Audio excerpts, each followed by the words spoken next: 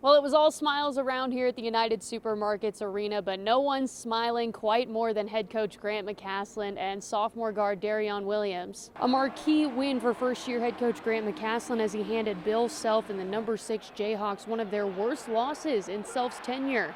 And it was William who lifted the team to victory, 100% shooting, field goals, three-pointers, and from the foul line for a career-high 30-point night. It feels good. I mean, I couldn't have done it without my teammates setting me up for a lot of those shots. So without them, it wouldn't have happened. So it's a good team win. I feel like I'm a versatile guy, but I mean, at the same time, Joe, Pop, and all the guards with the ball set me up for a lot of those threes. And then Coach putting me in the right position to score. So it's not all just me. He's one of those guys that brings life, and it's obvious when he is. I'll tell you what he's done, though. He's taken ownership when things haven't gone well. Because he wasn't trying to be perfect. He was trying to win. And when you play that way, you get rewarded.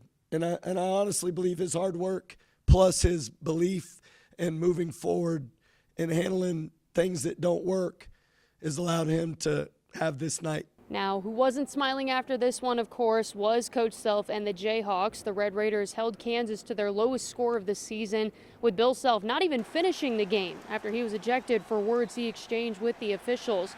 Coach Self echoed what we've heard from other Big 12 schools about their disappointment in the officiating.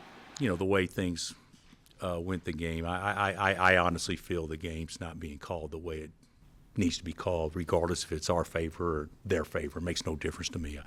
I don't feel like the game's being officiated the way it's intended to be officiated. I think they just played Kansas, and that's usually how, teams play us. But nonetheless, it was a historic night for McCasland and company, arguably one of the biggest in his career as a head coach. And he celebrated accordingly, inviting all of Red Raider Nation onto the floor after the final buzzer. We just want this to be the toughest place to play college basketball, period. To have an atmosphere like this that gives you the lift to be able to do it on every possession is unique.